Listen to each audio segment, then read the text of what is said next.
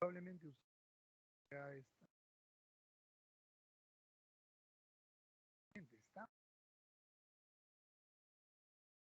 y a lo largo de Doctor, no. Aló, Se le escucha muy bajito, doctor. ahora Doctor, se le escucha un poco bajito. no, doctor, al inicio sí se le escuchaba. Cuando inició la reunión sí le escuché bien. Ahora ya no. Muy bajo.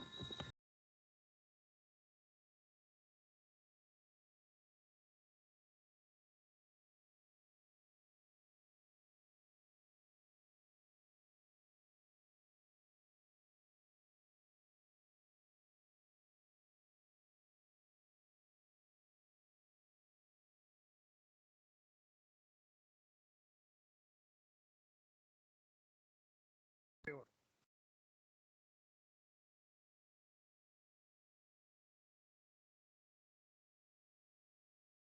Está mejor y peor.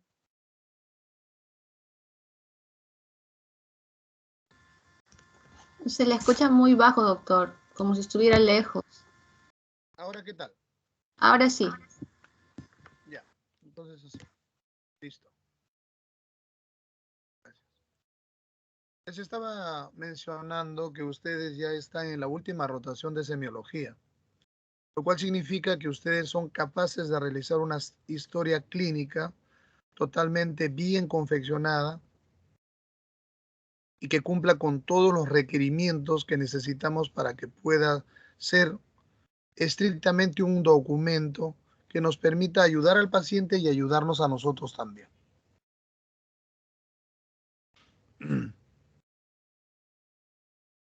¿Por qué necesitamos nosotros desarrollar una historia clínica en cada paciente? ¿Por qué es necesario hacer esto?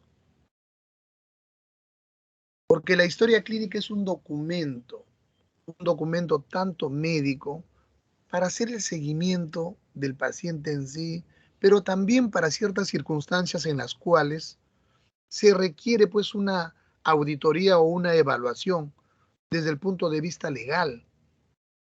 Entonces, cuando nosotros desarrollamos una historia clínica, lo debemos hacer de la forma más correcta, ordenada, cumpliendo todos los requisitos que nos permitan poder llegar al diagnóstico, pero que a la vez, si es que ocurriera una eventualidad legal, nos permita defendernos y salir airosos de este tipo de problemas.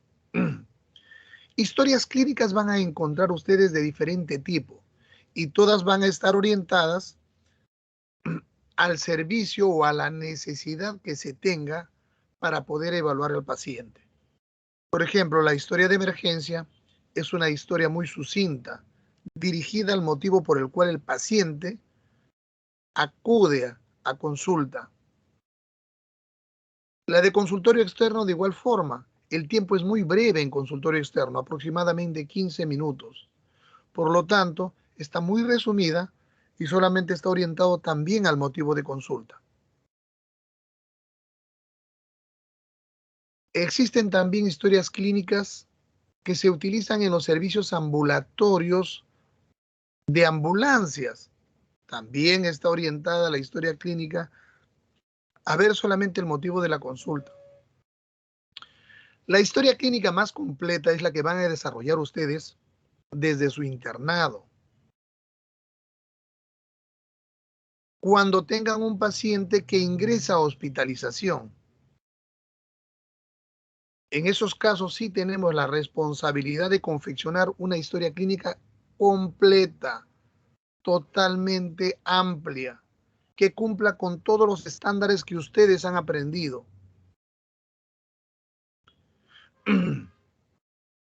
La Ley General de Salud actualmente permite a los pacientes y a los familiares solicitar la copia de sus historias clínicas, tanto de ellos mismos como de los familiares. Para ello solamente tienen que presentar una solicitud en mesa de partes en el área del hospital para que puedan expedirle extenderle la copia de una historia clínica. Esa copia tiene un costo. Ustedes pagan el costo y pueden obtener la historia clínica.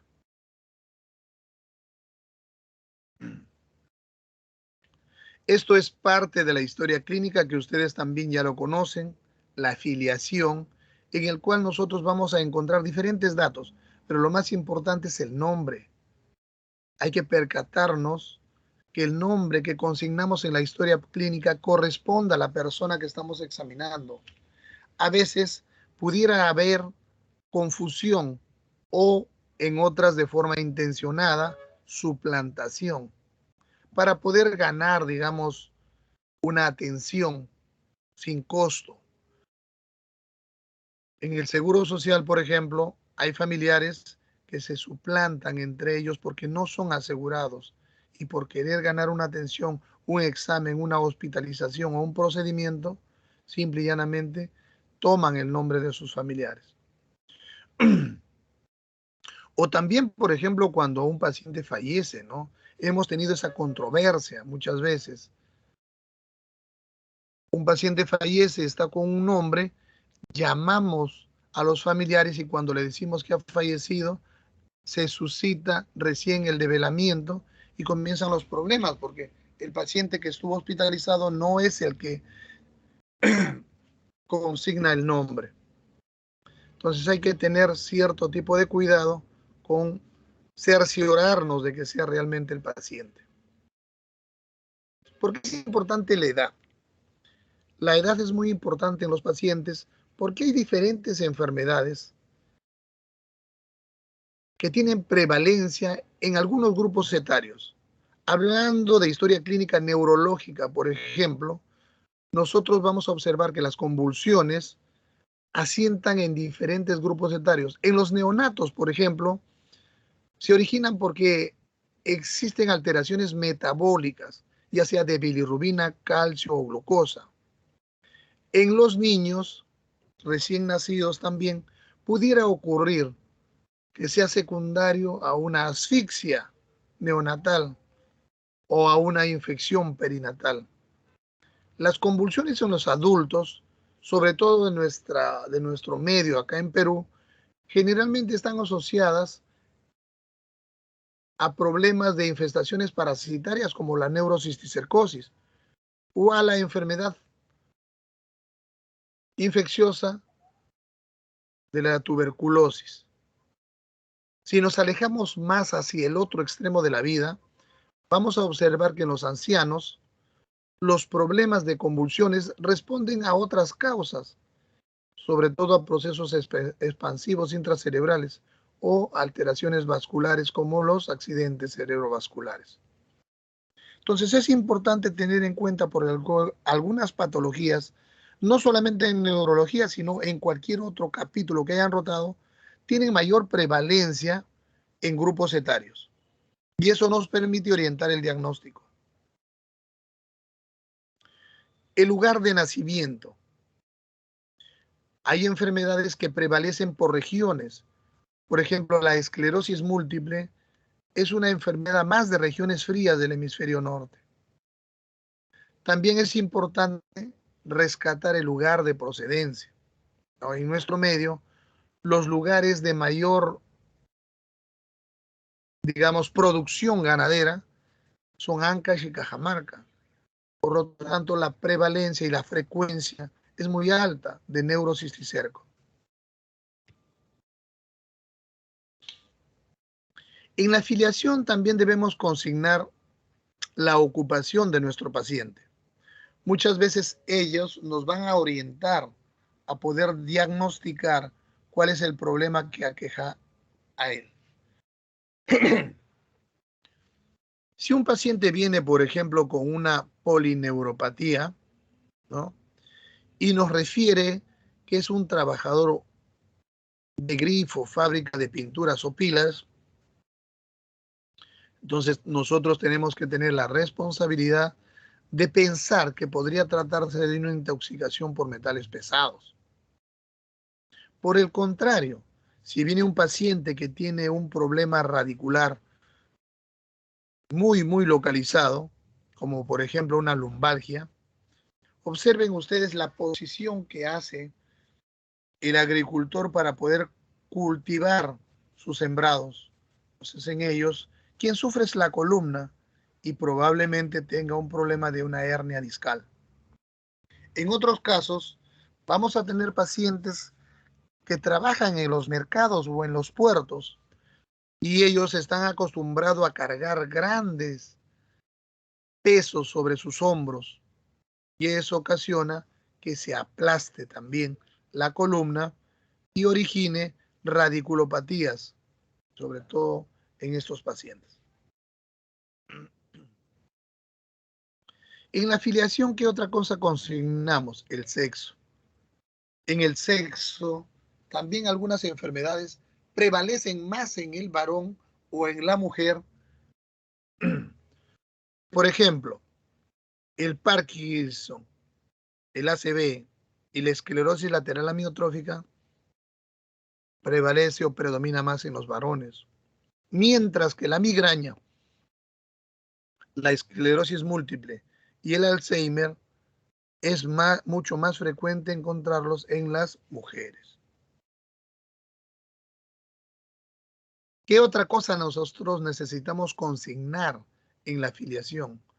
La raza y nuestra ascendencia, porque de acuerdo a ello hay otras enfermedades que también son más frecuentes, como por ejemplo en la raza negra, la hipertensión y sus complicaciones como las enfermedades cerebrovasculares. Y en la ascendencia española o italiana prevalece más el Parkinson. Eso es en cuanto a afiliación. En cuanto a antecedentes, nosotros debemos indagar los antecedentes fisiológicos que ha tenido nuestro paciente desde el embarazo, ¿no? Preguntando, pues, si la mamá tuvo hipertensión, eclampsia, o si el parto al momento de nacer fue eutóxico o distóxico. ¿Cómo fue su desarrollo motor? ¿A qué edad sostuvo su cabeza? ¿Se sentó? ¿Caminó? ¿Inició su lenguaje oral? ¿Cómo fue su rendimiento escolar? Y si hubieron o no trastornos de aprendizaje de lectura y escritura. Eso nos va a orientar a ver cómo ha sido el desarrollo psicomotor y cognitivo de nuestro paciente. Dentro de los patológicos, debemos investigar si durante su niñez y adolescencia hubo algún grado de sufrimiento fetal agudo, cómo estuvo el Apgar al nacer, si nació con hipoxia o no, si hubieron problemas de convulsiones antes de los 5 años. Alguna literatura describe que aquellos pacientes que tuvieron convulsiones febriles durante esta edad son más propensos a sufrir de epilepsia. Si hubo algún antecedente de traumatismo encefalocraniano que hubiera provocado convulsiones.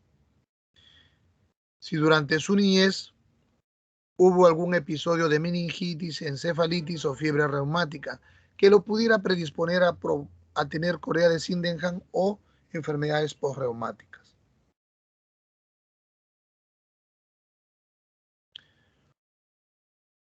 Averiguar también sus antecedentes patológicos en su condición de adultos, ¿no?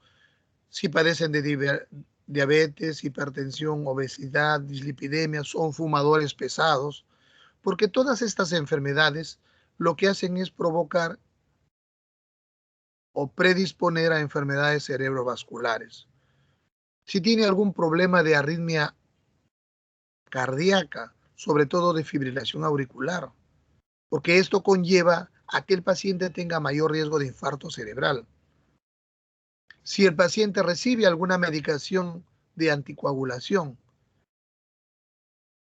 esto predispone hasta en 8 veces más frecuente los ACVs hemorrágicos.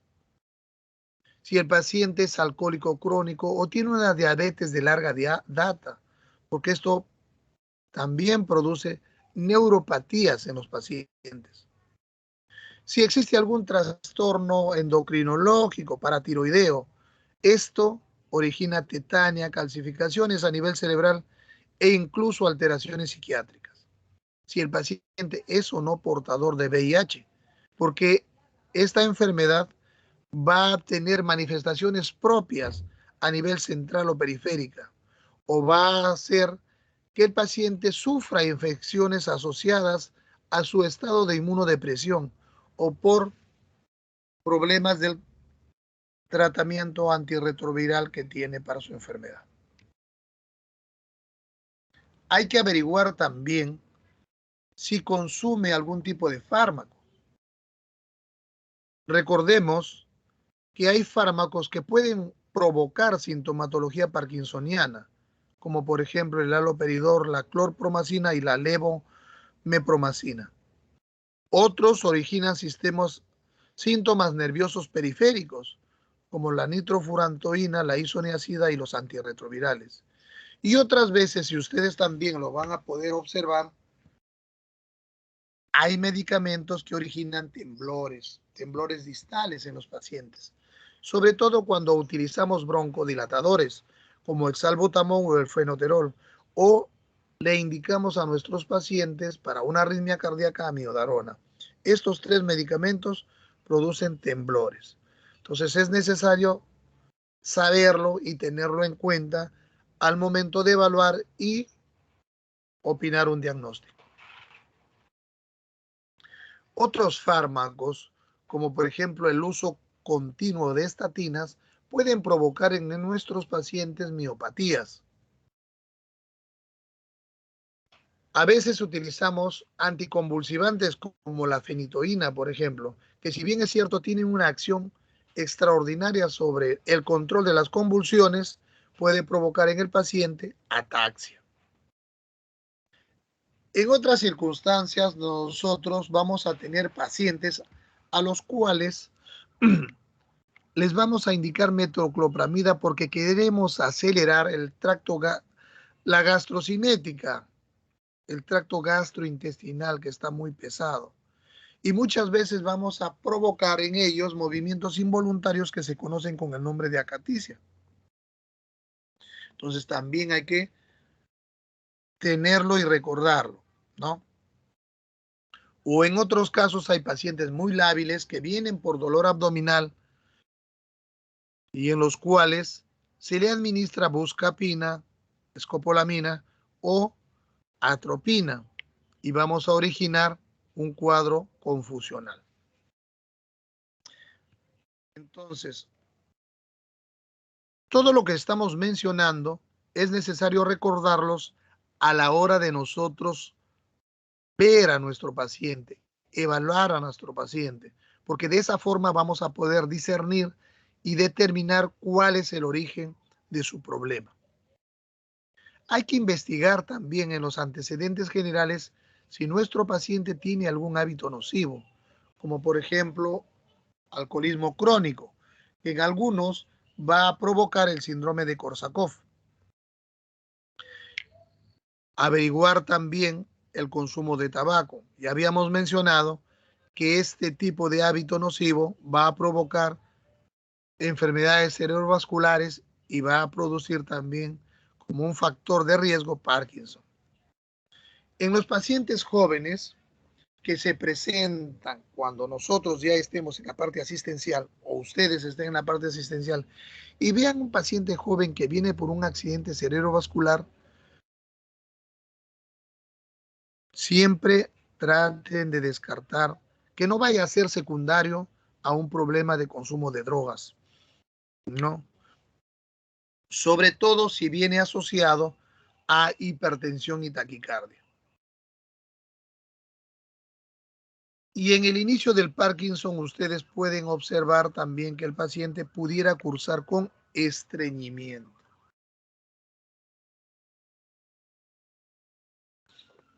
Indagaremos también a nivel familiar si es que hay o no algún tipo de familiares que tienen Parkinson, porque el Parkinson es una enfermedad hereditaria. Averiguar también si alguien sufre de distrofia muscular o de enfermedad de Huntington o de migrañas o de epilepsia familiar o si han tenido convulsiones febriles. Todas estas enfermedades tienen repercusión hereditaria y por lo tanto pudiera haber la posibilidad de transmisión entre familias. Muy bien. Cuando nosotros terminamos de hacer la afiliación y han visto ustedes cuán importante es tener en cuenta los antecedentes, porque en relación a ello nosotros podemos orientar nuestro diagnóstico o sospechar nuestro diagnóstico, pero también es importante confeccionar y realizar una buena anamnesis. Una buena anamnesis.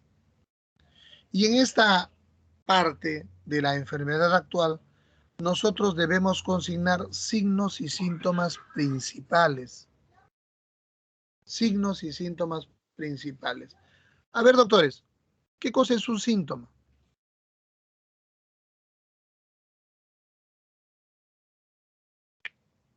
Es algo que siente el paciente. Es algo que siente el paciente. Sensación subjetiva. Subjetivo.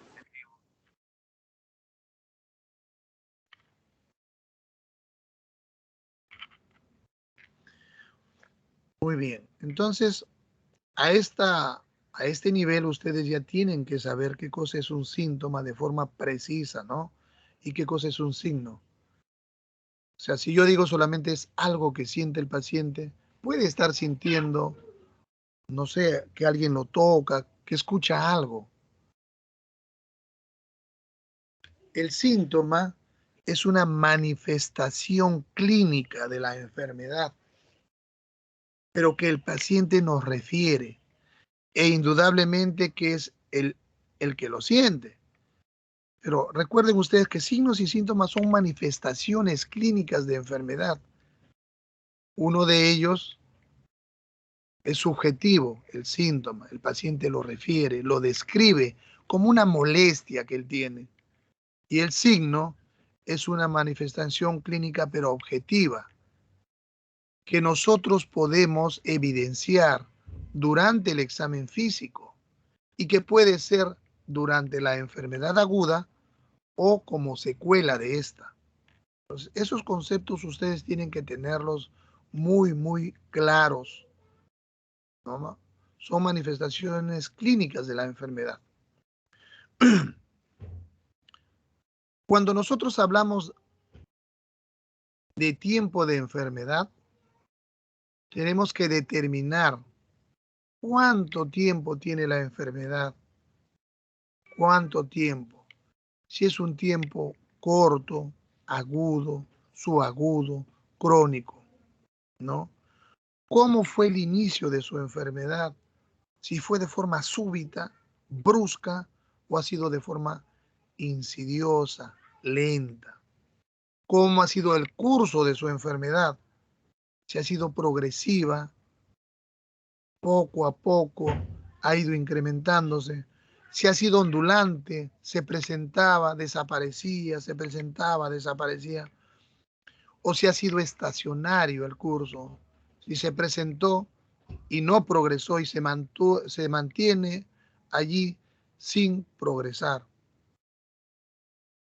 Cuando nosotros hacemos el relato de la enfermedad, ¿qué es lo que normalmente deberíamos precisar? En primer lugar, debemos dejar que nuestro paciente hable, dejarlo que se exprese y nosotros tomar nota de los síntomas que él nos está refiriendo.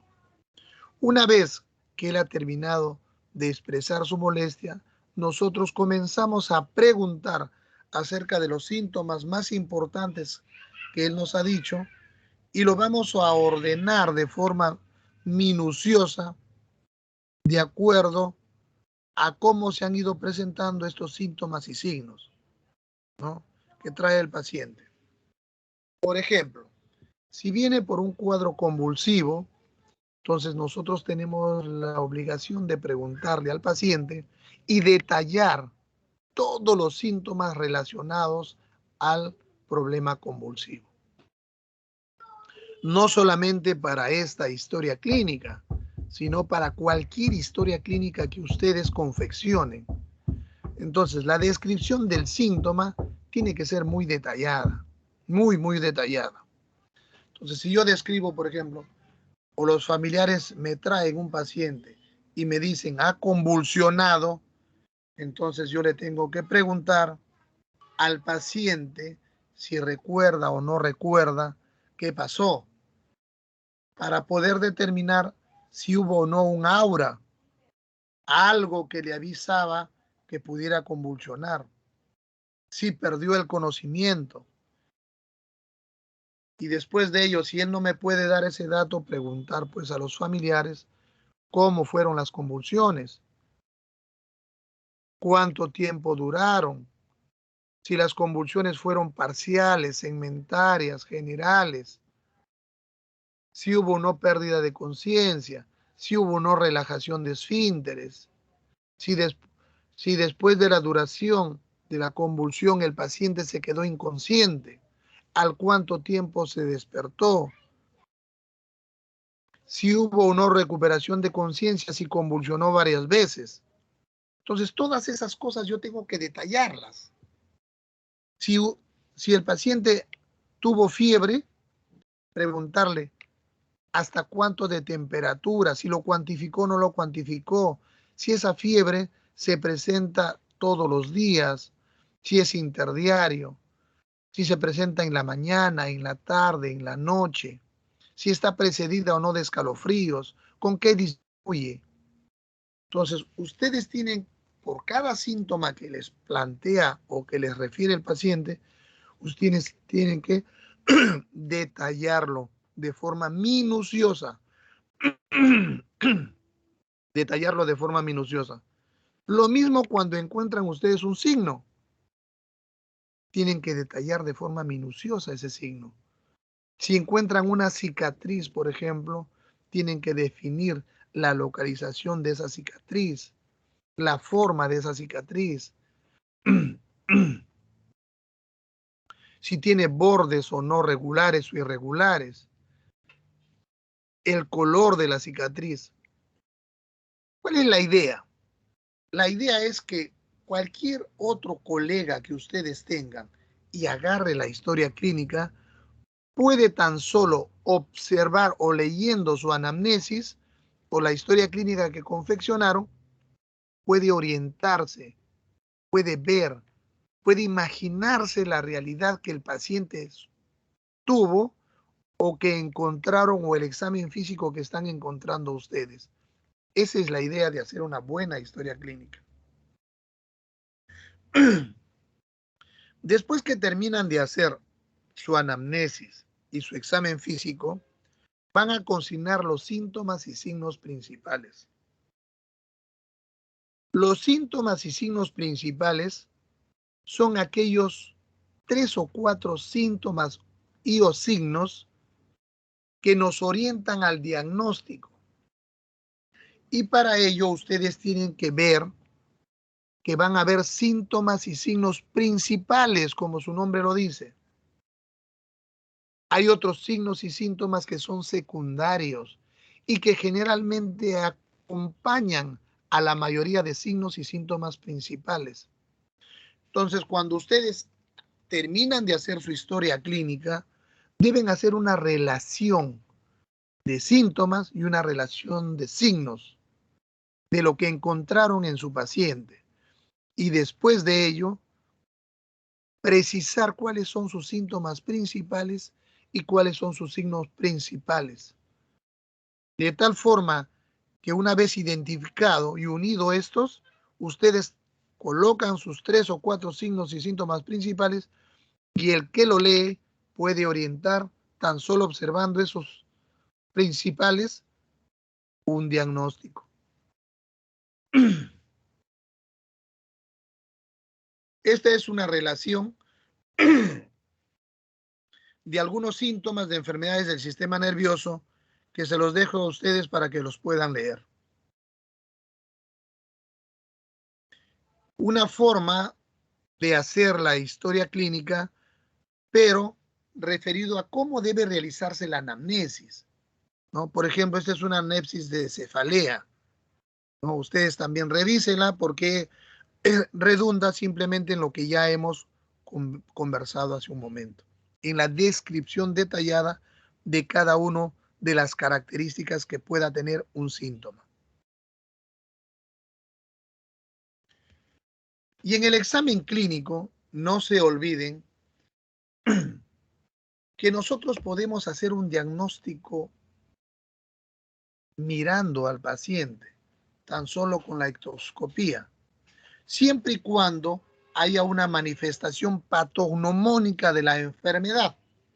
Por ejemplo, si ustedes ven que ingresa a consulta un paciente que tiene los ojos protruidos con esoftalmos, ¿pudieran plantear algún tipo de diagnóstico, doctores?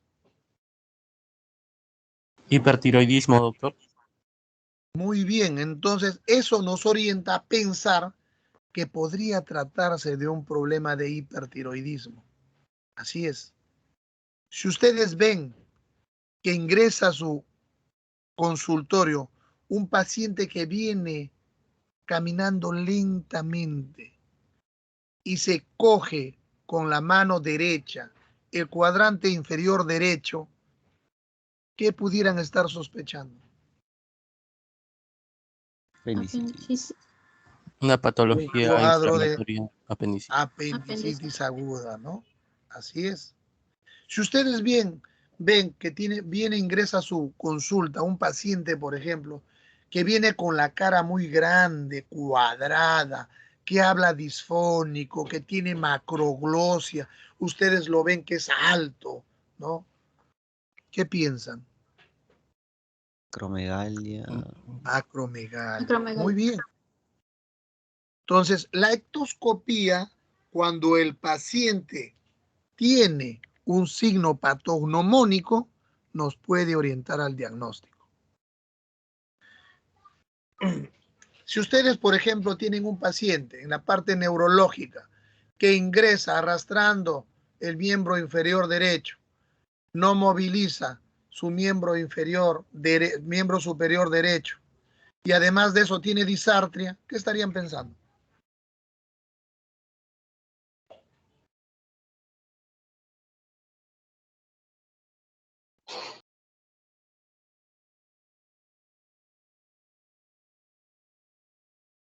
Doctores,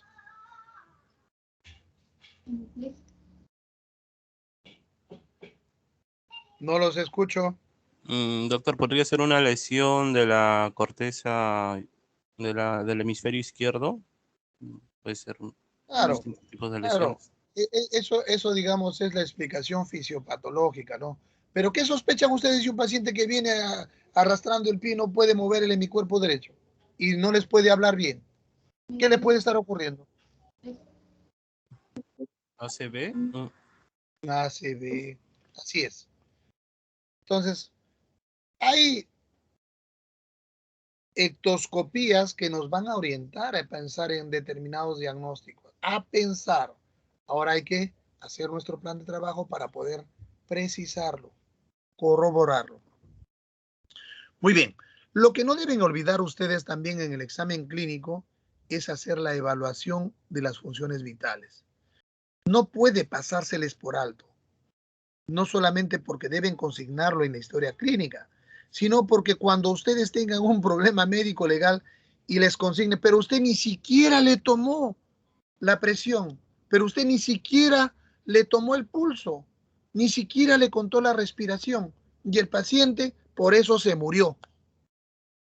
Entonces, cualquier cosa pueden olvidar ustedes, pero no las funciones vitales. Lo mínimo que deben hacer en un paciente es tomar sus funciones vitales. Después de ello ya viene el examen regional desde cabeza hasta pies y posteriormente al final van a incluir ustedes el examen neurológico, que es el tema que estamos tratando.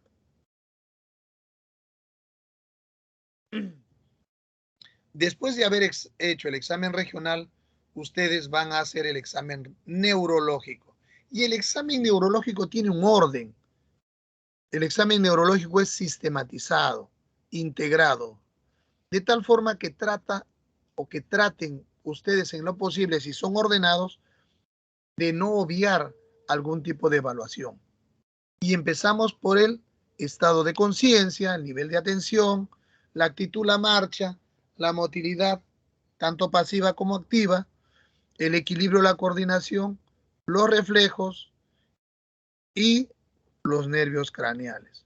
Ustedes poco a poco y conforme vayamos desarrollando el capítulo, van a ir asimilando y ordenándose en la forma como tienen que hacer la evaluación.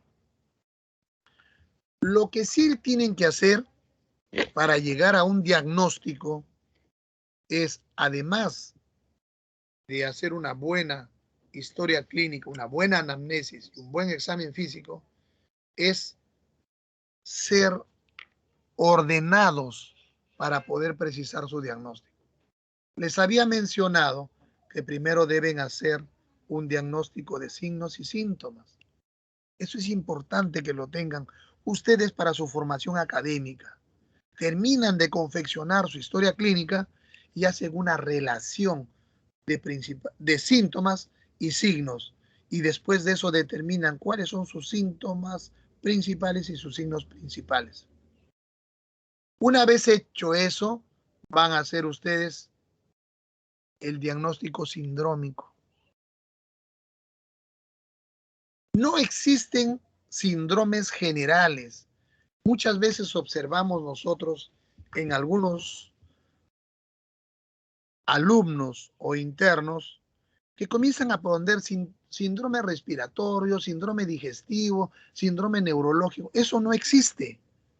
Los síndromes ya están hechos desde hace mucho tiempo y están compuestos por triadas, tetradas, entonces ya están hechos. Después de ello, nosotros debemos de precisar el nivel de lesión que tiene nuestro paciente a nivel neurológico. Recuerden ustedes que el sistema nervioso tiene sistema nervioso central, sistema nervioso periférico. Entonces, ustedes desde el cerebro, la médula, las raíces y los nervios periféricos tienen que tratar de precisar dónde está la lesión. Y para precisar a qué nivel se encuentra la lesión, ustedes tienen que saber cuál es la sistematización del sistema nervioso, desde su origen hasta su periferia. Clase que ustedes ya la revisaron ayer con el doctor Vázquez, con el doctor Sánchez. Una vez precisado el diagnóstico, el nivel de lesión, debemos tratar de plantear cuáles son las posibles causas que probablemente están originando este problema. Entonces, hacemos el diagnóstico diferencial o diagnóstico nosológico. Y por último, tenemos que determinar, ya con la ayuda probablemente de nuestros exámenes, el diagnóstico etiológico, ¿no? La causa definitiva. En el diagnóstico nosológico podríamos plantear 4, 5, 6 probables causas. Pero ya en el diagnóstico etiológico tenemos que definir cuál fue la causa que originó todo el problema. ¿Preguntas, doctores, hasta acá?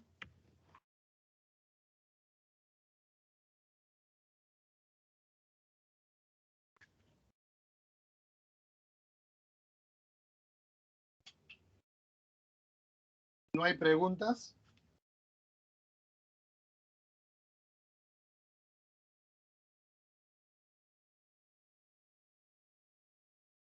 Doctores, ¿no hay preguntas? No, doctor, parece que no hay preguntas. Gracias. Vamos a ver entonces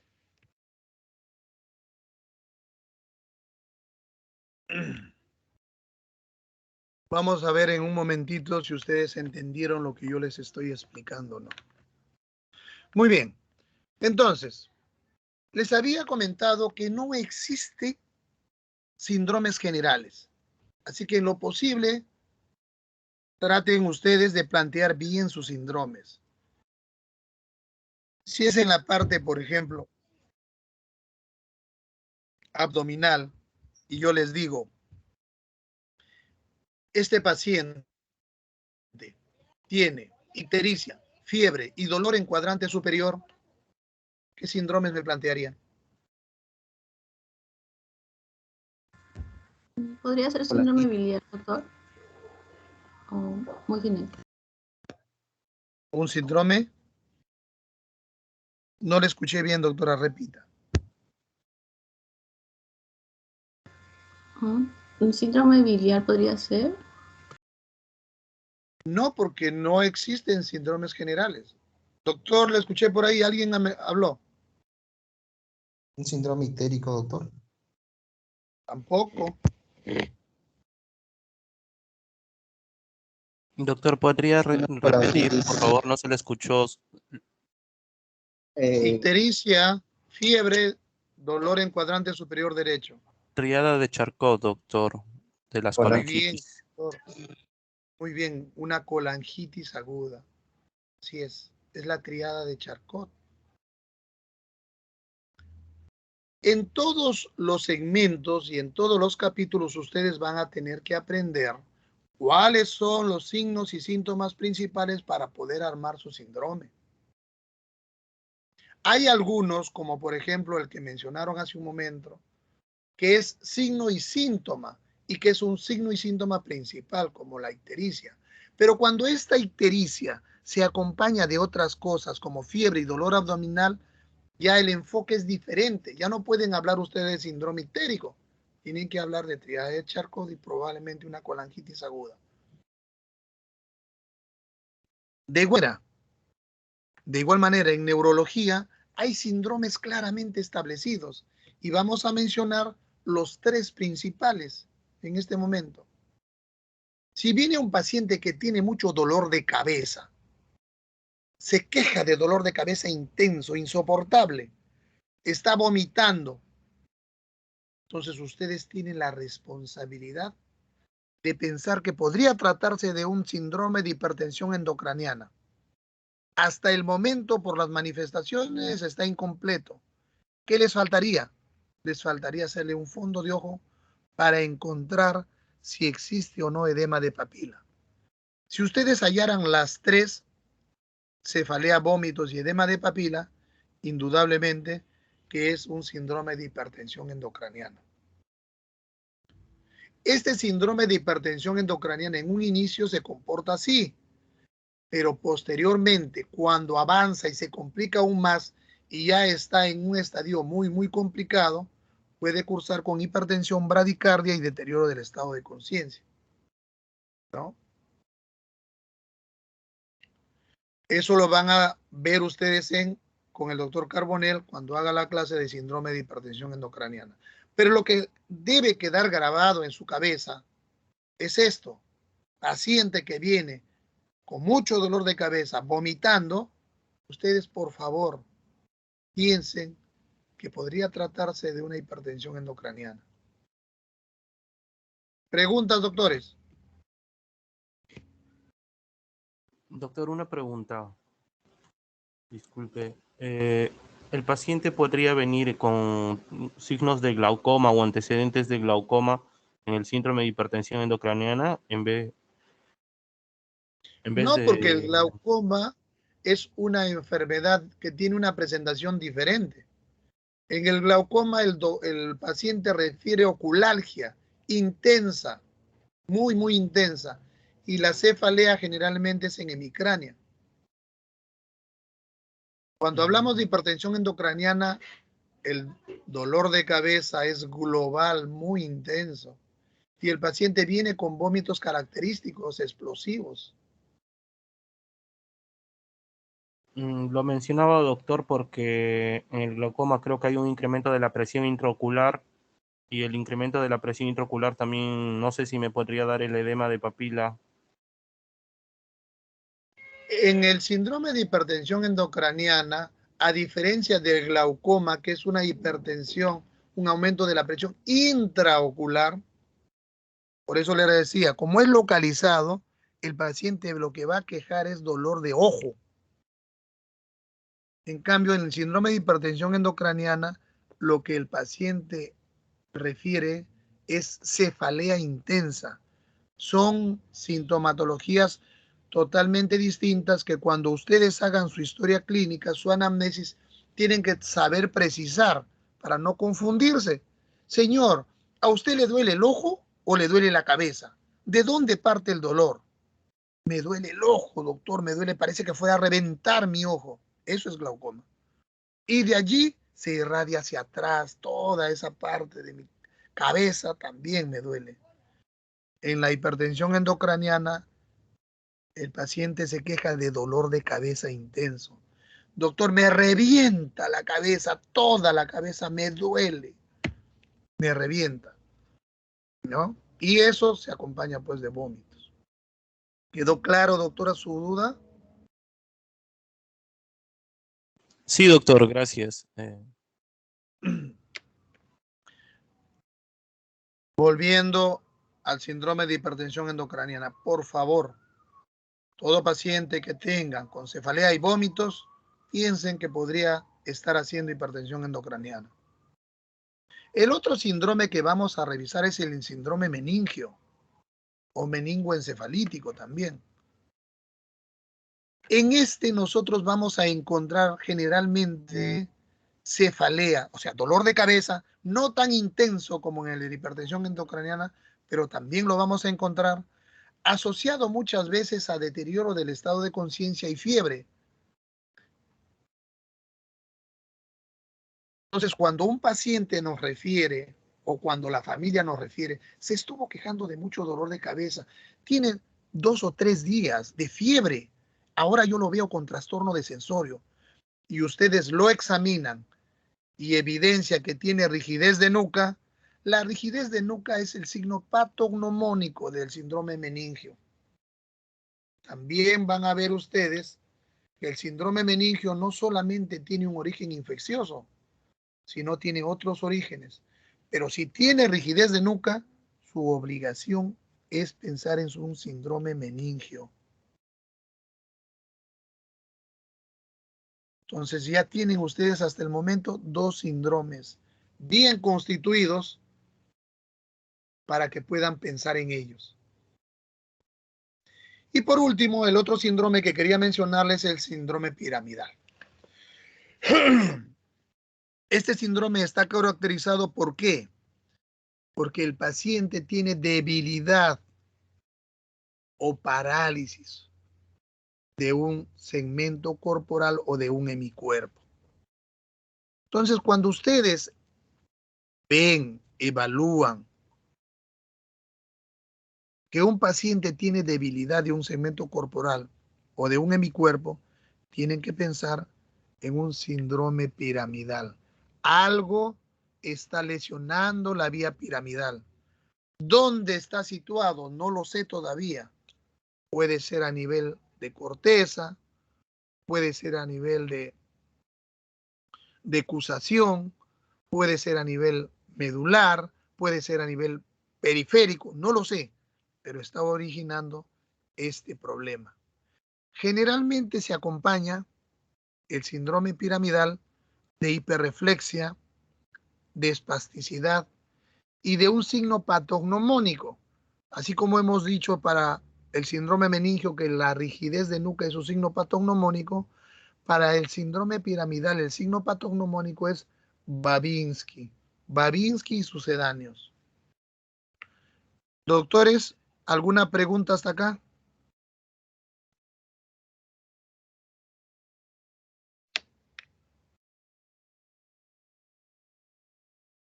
¿Todo está claro? ¿No hay ninguna duda?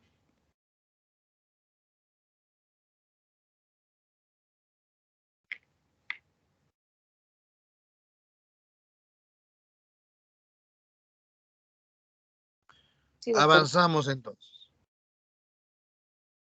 Muy bien.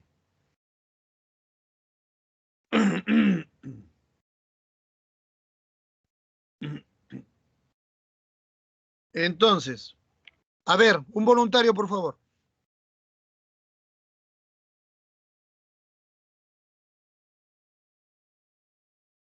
Un voluntario.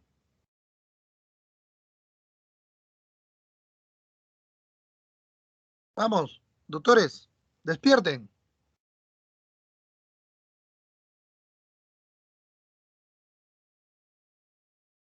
Nadie.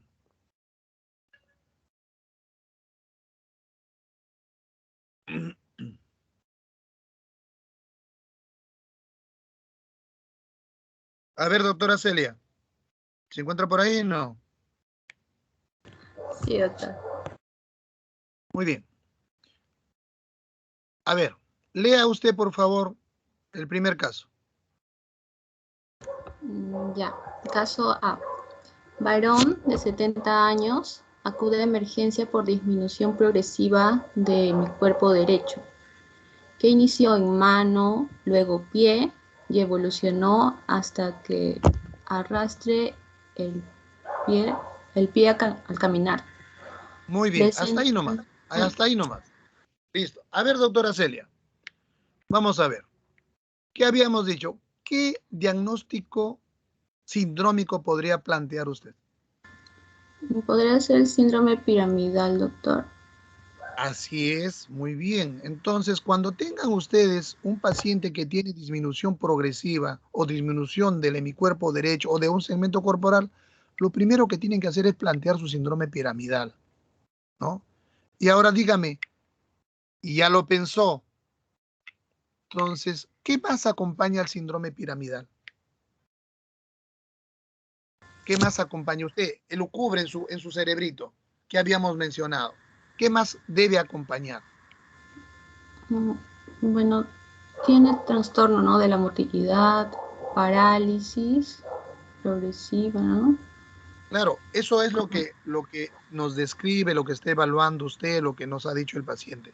Entonces ya usted completó eso, usted va a evaluar al paciente, ¿no? Eso fue la anamnesis. Ahora lo que le corresponde es evaluar al paciente. Y uno tiene que evaluar y buscar lo que conoce, porque indudablemente no se va a enfrentar usted a todo el mundo neurológico sin pensar, oye, si este paciente tiene un síndrome piramidal, yo tengo que corroborarlo. ¿Qué voy a buscar? Entonces, ¿qué va a buscar usted? El ¿Qué signo de piensa Babinski. encontrar? Muy bien. Entonces va a encontrar signo de Babinski. Le va a hacer y va a buscar y tratar de evidenciar el signo de Babinski o los sucedáneos. Babinski y sucedáneos son la misma respuesta, ¿no? Sino que uno lo encontró antes que el otro. Eso lo vamos a hablar después. Babinski o sucedáneos. Y vamos a encontrar también hiperreflexia y vamos a encontrar hipertonía. Muy bien. Ahora, doctora, aventúrese un poco más. Para que este paciente tenga disminución progresiva del hemicuerpo derecho, ¿dónde tiene que estar localizada la lesión?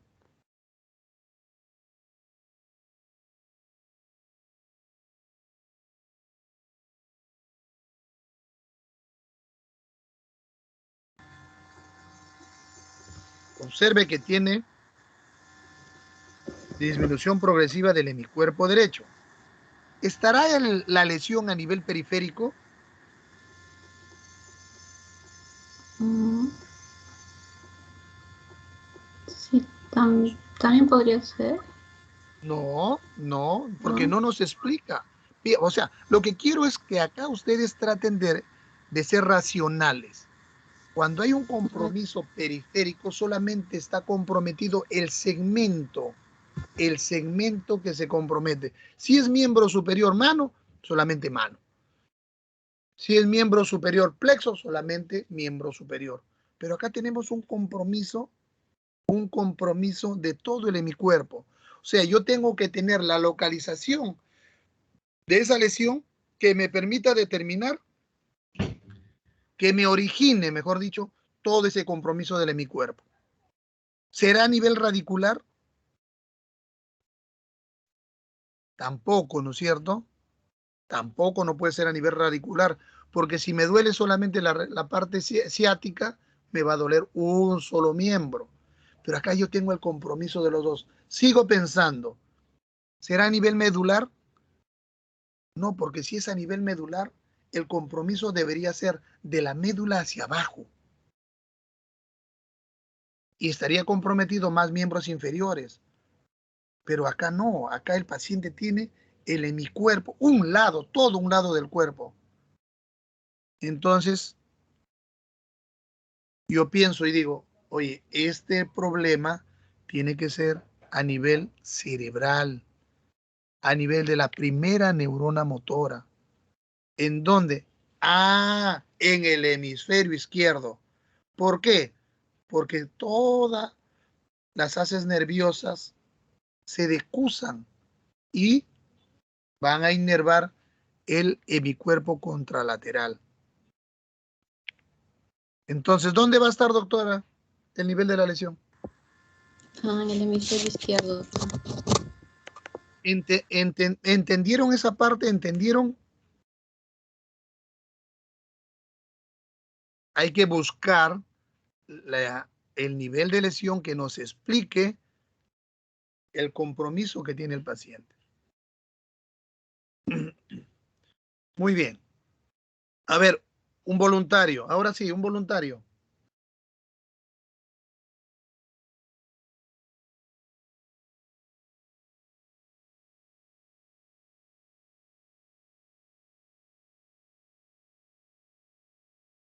Doctora, ¿tiene la lista ahí usted? Envíemela por favor por WhatsApp. Ya, ya.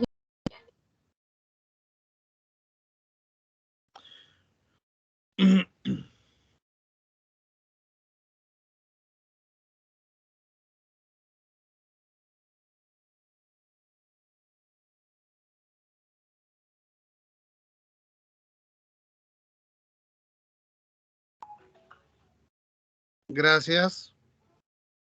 A ver, doctor Pérez Acuña. Sí, doctor. Doctor Pérez. Sí, doctor. Y lea el segundo caso, por favor. Ok, doctor. Caso A. Esta, El caso B. sí, doctor. Varón de 20 años refiere disminución progresiva de la fuerza en miembros inferiores en un año de evolución, asociado a dificultad para la micción, pérdida de sensibilidad superficial en piernas. Hasta ahí nomás. A ver. Muy bien. ¿Qué opina usted, doctor? No quiero un genio. No quiero, no, sino solamente que razone. A ver, doctor. ¿Qué opina usted? ¿Cuál será el nivel de lesión? Doctor, si hablamos de la pérdida progresiva de miembros inferiores, hablamos de un año de evolución, entonces ya es grave y bueno, fuera de la dificultad para la micción, ya también ha perdido la sensibilidad superficial de las piernas, ¿no? Entonces yo lo mediría por el año de evolución ya, por la pérdida progresiva de la fuerza de los miembros inferiores. Y como usted dijo, no tiene nada que ver con miembros superiores, o sea, si es miembros inferiores, solamente es miembros inferiores, ¿no? Pero yo veo la gravedad por el año de evolución. No son de meses, sino ya es un año de evolución y ha perdido progresivamente, ¿no? La fuerza. Bueno, pero la pregunta no es esa. La pregunta es, ¿cuál sería el nivel de lesión? ¿Dónde estaría la lesión? ¿Estaría a nivel cerebral? ¿Estaría a nivel periférico? ¿Estaría a nivel radicular? ¿Dónde estaría la lesión? Para que nos pueda explicar esa pérdida de miembros inferiores.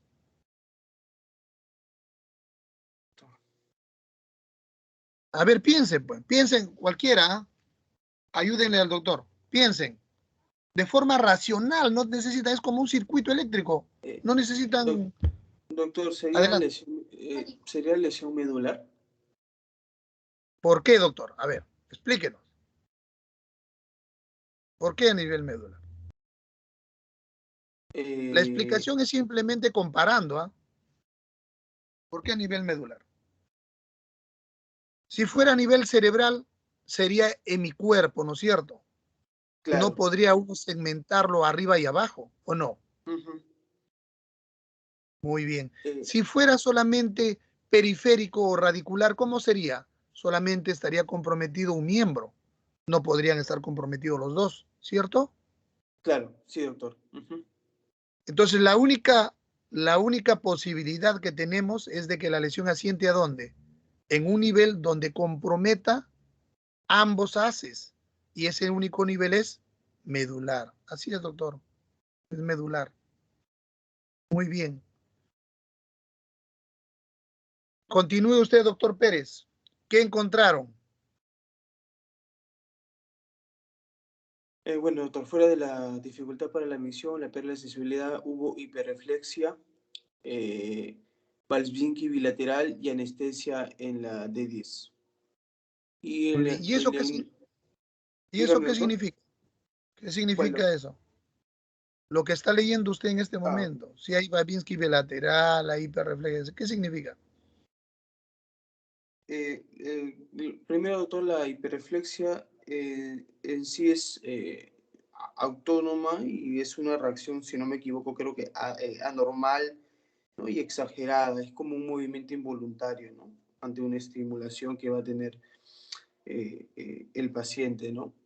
Ujú. El Babinski. Babinski bilateral, como su mismo nombre lo dice, bueno, es un reflejo. Bilateral significa que se va a dar en dos. Ay, ¿cómo le- ¿En dónde se va a dar? Eh, dígame, doctor.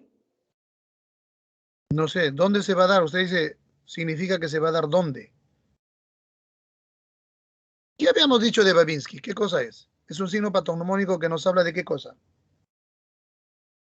De una extensión, una extensión dorsal. De una lesión piramidal. O sea, alguna parte del trayecto motor está comprometido. Entonces estamos encontrando eso. Ya el doctor dijo, la lesión que compromete la vía piramidal está a nivel medular, ¿no? Y simplemente la sensibilidad nos va a dar más o menos, nos va a orientar a dar más o menos el nivel de la lesión, y en este caso de 10, ¿no? Ahora, cuando hablamos de lesión de D10, tenemos que darle un margen de error hacia arriba y hacia abajo, ¿no? Entonces está comprometido las astas anteriores y los cordones laterales de la médula, pero la lesión asienta a nivel de médula.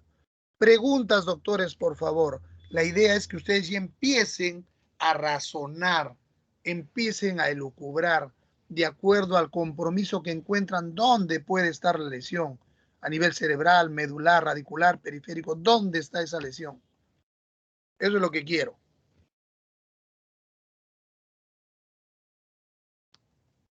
Preguntas.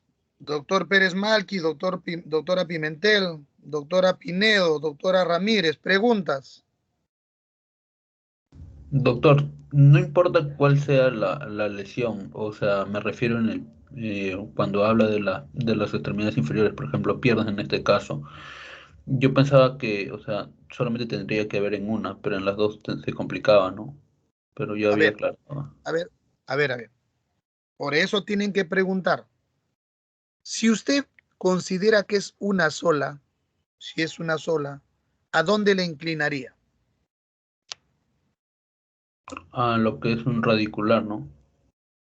Generalmente a radicular, pero si usted examina bien y en la otra pierna también encuentra alteraciones, podría ser un síndrome de bronce Quar. Eso lo van a ver ustedes después, lo vamos a ver después, ¿ya? Pero lo que yo quiero en este momento es que ustedes, yo lo que quiero es que ustedes se sitúen a qué nivel está la lesión. Eso es lo más importante en este momento para empezar para nosotros. ¿A qué nivel está la lesión? ¿Me entiende? Eso es lo que quiero. Que ya Doctor, empiecen a precisar o a encubrar ah, no, esto no puede ser acá. ¿Por qué? Porque si no se presentaría de esta forma, de esta otra forma. Tiene que ser acá para que yo pueda tener las lesiones a nivel bilateral. Y no puede ser arriba porque el otro es cruzado, es semicuerpo. ¿Entendieron? Doctor, buen día. Aló. Buenos días. Buenos días. Una Adelante. consulta. Que indique, por ejemplo, anestesia en D10, ¿indicaría la localización de la lesión? Sí, Sí, doctor. doctor. Aproximadamente a ese nivel indicaría la lesión. Eso también lo vamos a ver en la parte sensitiva. Cuando terminemos nosotros de hacer el capítulo, ustedes van a tener, no van a tener, van a hacer que todo se unifique. Y entonces tanto la parte motora, sensitiva, reflejos, motilidad y todas esas cosas, ustedes tienen que correlacionarla. Y se van a dar cuenta que probablemente tengan una mayor especificidad en determinar cuál es el punto de la lesión. ¿Ya? Doctor, una consulta. ¿Abajo dice L10? ¿O me estoy Así confundiendo? es. L10, pero está mal, pues es D10. Ah, ya. Eso está mal. Ya. Entonces, para el primer caso, ya dijimos, primera neurona. Para el segundo caso, nivel medular. Muy bien, avanzamos entonces. Habíamos dicho primero, diagnóstico sindrómico. Segundo, diagnóstico topográfico. Tercero, diagnóstico nosológico. A ver, volviendo al primer caso.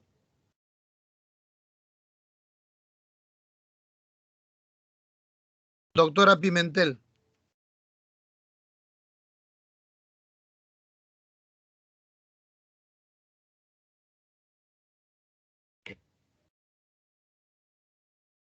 Doctora Pimentel. Doctora Pinedo. Sí, doctor, buenos días. Doctora Pinedo, ¿no? Sí, Ya, la doctora Pimentel está fuera de clase. No está. es mi compañero, pero sí estaba. Doctor, Ahí está. soy Rayleigh Pimentel. Doctor, ¿dónde está usted durmiendo? ¿Está en otro lado? ¿Qué pasó? Oh, no, doctor, disculpe, ha ocurrido un accidente con mi equipo de micrófono. Ya, muy bien. Entonces, estábamos viendo la parte nosológica. ¿Recuerda usted que tenemos un varón en el caso A, de un varón de 70 años, que está viniendo a consulta porque hay una disminución progresiva del hemicuerpo derecho, que inició en mano, luego en pie, y ha evolucionado hasta que arrastra al caminar? Y al examen nos presenta hiperreflexia, hipertonía y signo de Hodgman. ¿Usted podría decirnos cuáles podrían ser las causas que originan este problema? Habíamos dicho que su localización, su diagnóstico topográfico es a nivel del hemisferio izquierdo. Compromiso de primera motoneurona.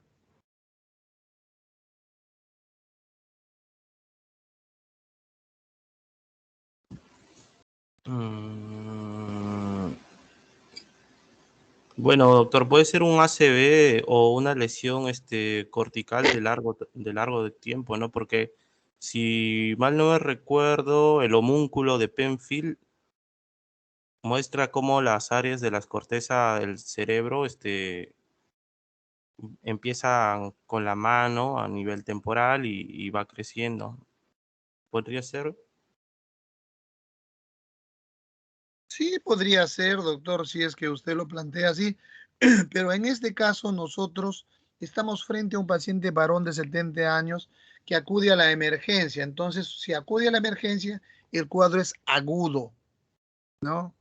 Y entonces su primer planteamiento es mucho más racional que el segundo que usted hace. Puede tratarse de un accidente cerebrovascular. Ahora, ¿qué tipo de accidente cerebrovascular? O sea, estamos frente a un cuadro agudo, Isquémico. súbito. Podría ser isquémico. Pero ¿y por qué no podría ser hemorrágico? Mm, Doctor, es que el paciente no menciona ningún antecedente traumático y no menciona antecedentes de aneurismas, patologías de los vasos. Miren, cuando un paciente tiene un ACV hemorrágico, nunca generalmente hay mayor tipo de problema. Bueno, ¿hay factores de riesgo? Sí, sí hay factores de riesgo para los dos. Sin embargo, cuando el paciente nos llega, no, no hay antecedentes de trauma, está descartado, no hay antecedentes de aneurisma. Los aneurismas generalmente se presentan en otro grupo etario, generalmente pacientes jóvenes, ¿no? Entonces, acá lo que hay que consignar como diagnóstico nosológico es un accidente cerebrovascular, es cierto. Por la presentación nos inclinamos a decir que es un ACV isquémico, por la presentación, porque los accidentes cerebrovasculares hemorrágicos tienen una presentación más abrupta, más violenta. Generalmente el paciente refiere dolor de cabeza intenso, vómitos, y generalmente también está acompañado de trastorno de conciencia, cosa que no está mencionado acá. Y por el contrario, el paciente asiste a su enfermedad y nos dice, ha habido una disminución progresiva primero de mi mano, luego de mi pie y ahora estoy arrastrando el pie. Entonces, clínicamente es un ACV. Por la presentación, pareciera que fuera un accidente cerebrovascular isquémico por su inicio, por su progresión. Sin embargo, tenemos que hacer nuestro plan de trabajo. Y la vedette de todos los exámenes neuroradiológicos, ¿quién es? La tomografía, doctor. Correcto, doctor. Con contraste. Entonces le vamos a pedir a este paciente, planteamos ACV, probablemente isquémico, descartar hemorrágico, vamos a solicitarle una tomografía. Muy bien, doctor. Muy bien. Gracias, doctor. A ver, doctora Pinedo, Sí, doctor. léanos el segundo caso y plantee algún tipo de enfermedad que pudiera estar elucubrando usted por este paciente. Ya, dice que es un varón de 20 años, refiere disminución progresiva de fuerza en miembros inferiores de 1 año de evolución, asociado a dificultad para la micción, pérdida de sensibilidad superficial en piernas, hiperreflexia, Babinski bilateral y anestesia en D10.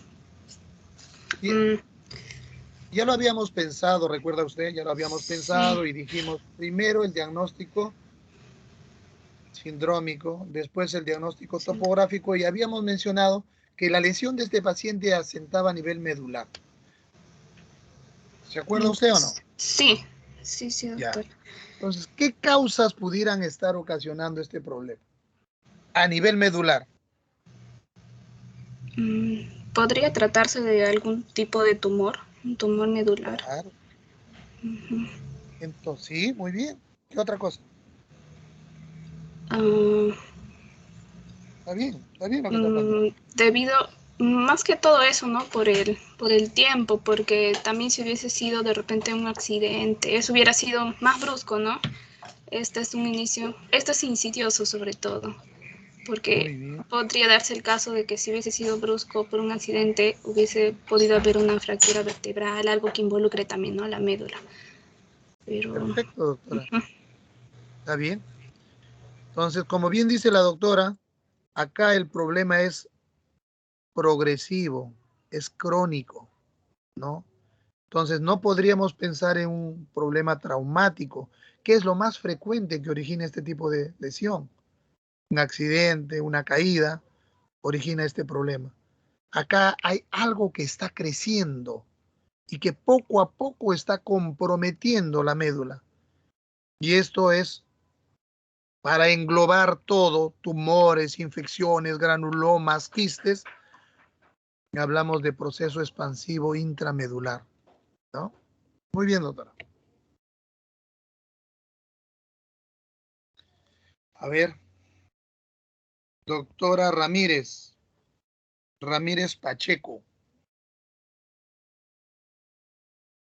Sí, doctor.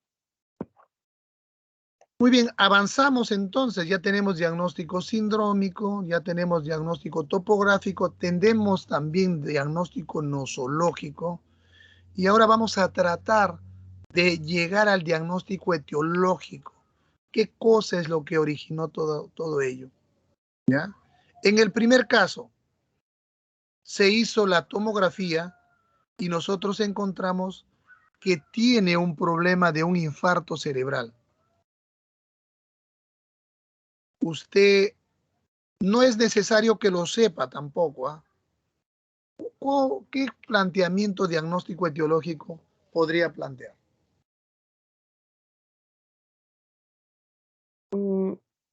Sí, doctor, si es un infarto cerebral, va a haber alguna alteración en la coagulación que haya producido algún tapamiento, ¿no? de alguna arteria cerebral y posterior a eso un infarto. A ver. Vamos pensando bonito.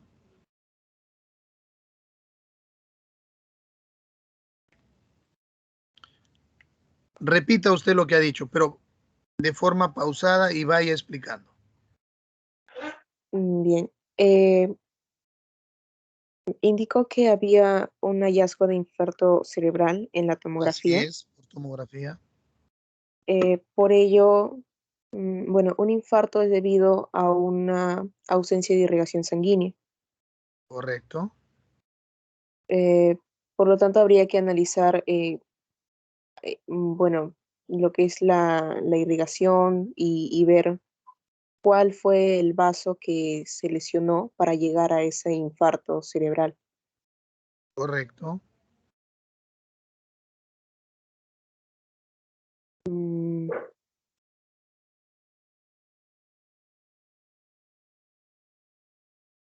¿Cuál es la idea? Una vez que uno ya tiene un diagnóstico definido, como el de la doctora, por ejemplo, dice, para mí esto es un ACV isquémico, un vaso se taponó y por lo tanto produjo el infarto, primero la isquemia, después la necrosis, ¿no? Pero yo tengo que determinar cuál fue la causa. ¿Cuál es la principal causa, doctora, de que se originen este tipo de problemas a nivel cerebral? los traumatismos. No, los traumatismos producen ACVs hemorrágicos o hematomas o hemorragias, ¿no?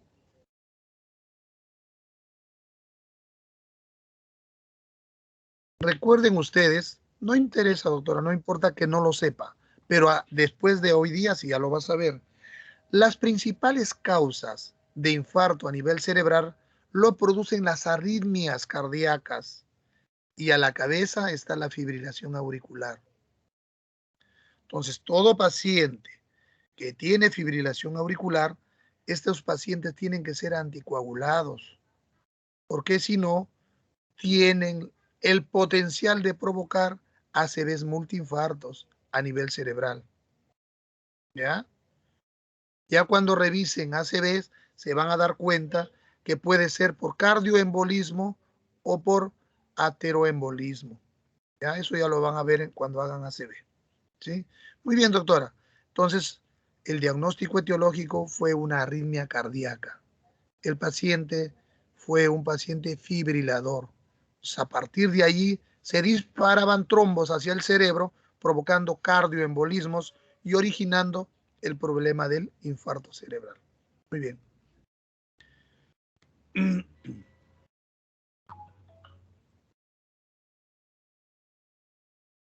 Doctora Ramírez. Sí, doctor, acabo de contestar. Ya, gracias. Doctor Ramírez, entonces, perdón. Brian. Sí, doctor, buen día. Buenos días. A ver, doctor, para terminar el segundo caso. Ya. Repita de nuevo el caso clínico. Sí, repita usted, concluya con sus diagnósticos. Bueno, en este caso, ¿no? Se relata un varón de 20 años, refiere disminución progresiva de fuerza en miembros inferiores de un año de evolución, asociado a dificultad para la misión, pérdida de la sensibilidad superficial en piernas, hiperreflexia, Babinski bilateral y anestesia en dorsal 10. ¿No? Bueno, en este caso es una manifestación de tipo crónico, ¿no? Ya tiene un año de evolución, quiere decir que no es un cuadro agudo, ¿no? Entonces, lo que se podría pensar en un inicio, como lo había hablado también mi compañero anterior, que podría ser netamente es una lesión a nivel medular, ¿no? Como ya lo habíamos planteado en un inicio. Eh, y generalmente en este caso podría ser a causa de un tumor, alguna infección, ¿no? Para ello también tendríamos que ver si es que presenta algún tipo de antecedente, ¿no? Quizás que nos oriente a encontrar una probable infección. Eh, después, mm, mm, después, doctor, bueno, como le digo, tendríamos que ver algún otro antecedente, ¿no? Que presente el paciente. Muy bien, doctor. Entonces, es un problema crónico que ha ido poco a poco minando la médula espinal y originando todas las manifestaciones que presenta este paciente. Y Sí. las causas pues pueden ser lo que ustedes dijeron al inicio, ¿no? En el diagnóstico nosológico pueden ser tumores, infecciones, granulomas, en fin.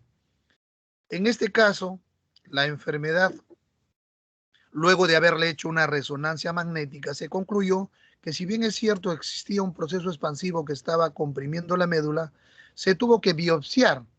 Y en este caso, al hacer la biopsia, se encontró que el paciente tenía una tuberculosis a nivel de médula. ¿Ya? Era una tuberculosis.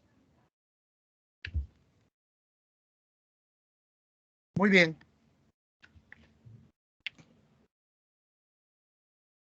¿Quién sigue? A ver.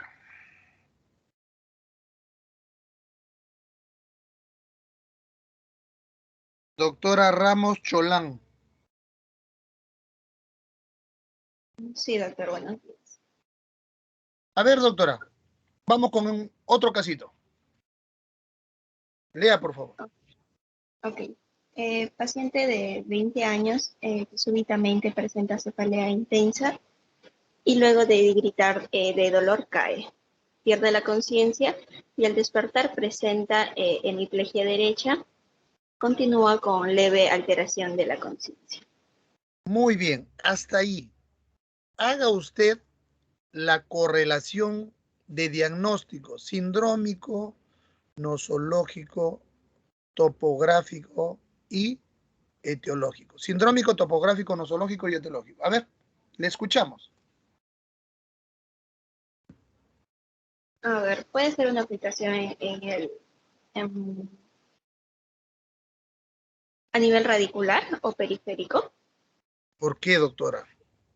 Porque mire que el paciente presenta plejía derecha, hemiplegia derecha. Si un paciente presenta paresia o plejía, ¿qué tiene que usted obligadamente pensar?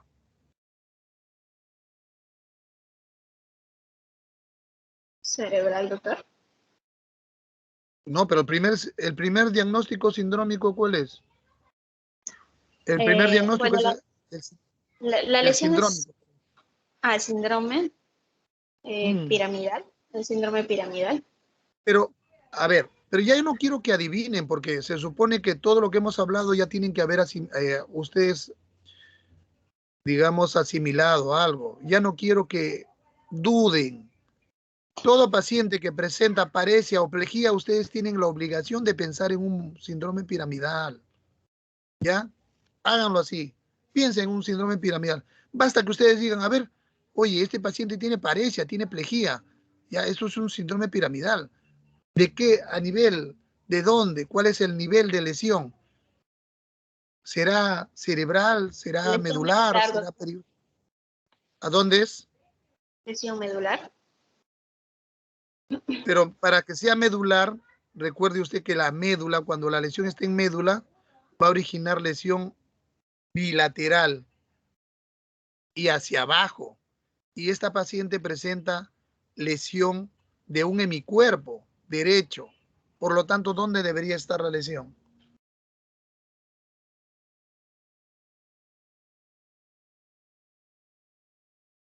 Primera neurona del hemisferio izquierdo.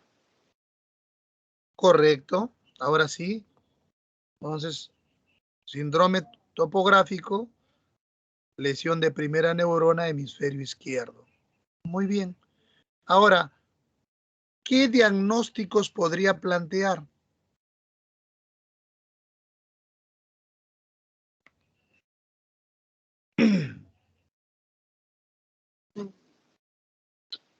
Por el tiempo, un ACV, doctor. Ya, un ACV. ¿Y ese ACV será isquémico o hemorrágico? O sea, estamos hablando clínicamente, ¿eh?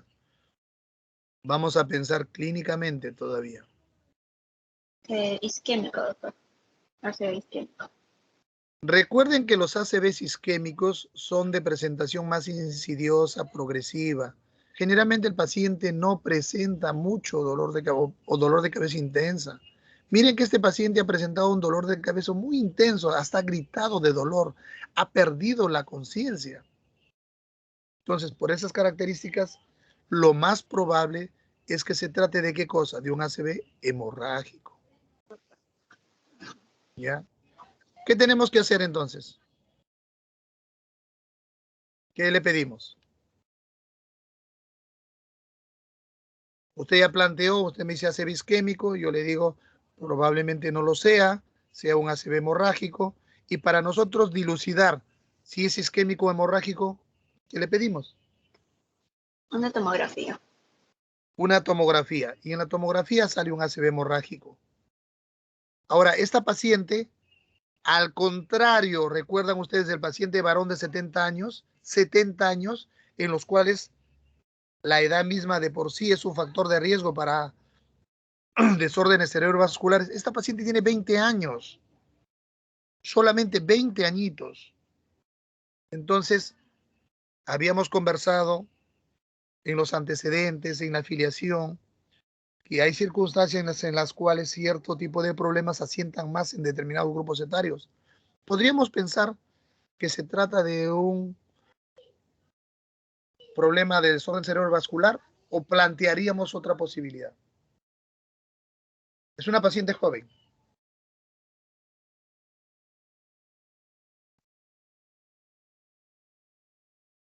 Puede ser un traumatismo, doctor. No, no es un traumatismo, pero sí un aneurisma, ¿no? En jóvenes piensen eso, que puede presentarse un aneurisma cerebral, ¿ya? Por eso es importante la edad de los pacientes, la forma de presentación del cuadro clínico.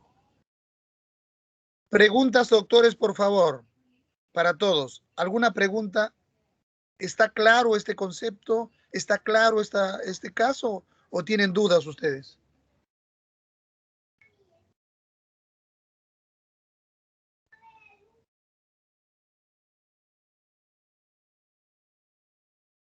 ¿Está claro, doctores? Miren cómo se integra, ¿no? La cosa. Paciente que presenta dolor de cabeza intenso, grita de dolor incluso, pierde la conciencia, presenta un síndrome piramidal, presenta plejía derecha, pero tiene 20 años y todo ha sido súbito. Entonces, lo más probable es que estemos frente a un síndrome etiológico de aneurisma cerebral. Gracias, doctora.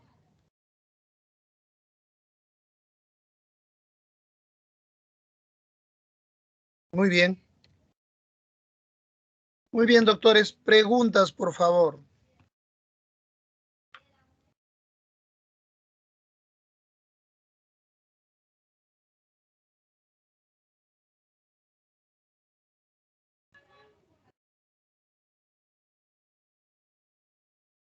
¿Preguntas?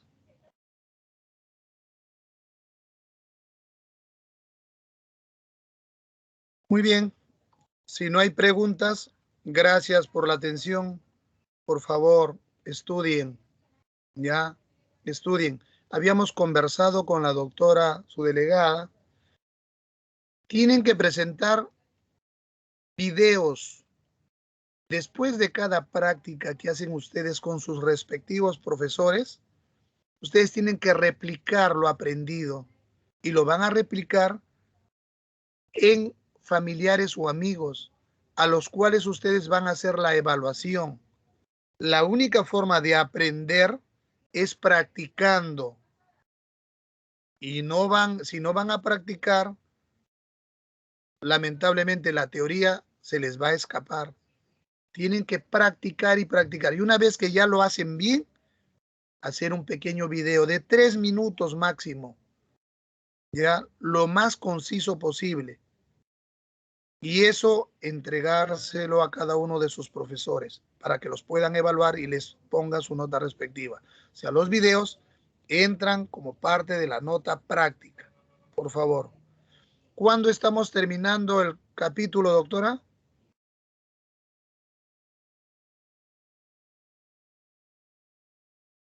Doctor, es el 24 de noviembre. El 24 de noviembre a las 8 de... ¿Qué día cae? Cae miércoles. El 24 de noviembre a las 8 de la mañana,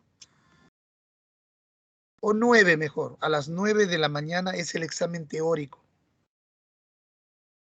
Recuérdenlo y estudien todos los días porque no hay postergación.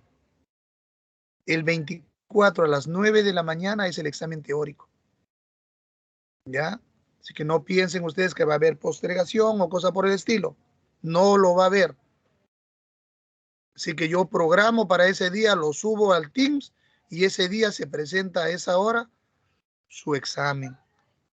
Y el 23 es su examen práctico con un médico o con un doctor que no les ha enseñado para poder evaluar sus competencias, habilidades, tanto de ustedes como de la enseñanza del otro doctor.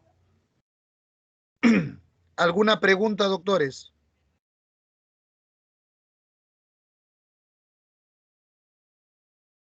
Lo otro, hay 3 seminarios, los cuales deben haber sido ya repartidos entre cada uno de ustedes por orden alfabético. O sea, si son 15 ustedes, cada 5 va a ser el seminario. Esos seminarios, por favor, ya vayan preparándolos. Vayan preparándolos y la doctora me supongo que se pondrá de acuerdo con los doctores para ver cuándo van a exponer los seminarios. Muy bien. ¿Mañana qué clase está programada, doctora? Doctor, mañana la clase va a ser a las 6. El compañero Reilly ya programó. 6 de la tarde. No, 6 de la mañana. ¿Con quién? Con el doctor... Reilly, ¿estás? Roldán. Con Roldán. Con el doctor Roldán. Muy bien. Y, doctora, tiene que hacer una calendarización de sus clases, ¿ah? Porque ahora nos han acortado y nos han dado 13 días para terminar el curso. O sea, todos los capítulos. Entonces usted tiene que cuadrar de tal forma que si en algunas oportunidades tiene que hacer 2 clases, en una tiene que hacer 2 clases. Si tiene que hacer una teoría y un seminario, tiene que hacerse la teoría y el seminario. De tal forma que 2 días antes de la fecha término ya hayamos terminado el capítulo. Ya, está bien. Hoy día lo hago. Muy bien. Muy bien, doctores. Ha sido un gusto estar con ustedes. Gracias. Mi grupo, por favor, ¿a qué hora? En media hora nos encontramos.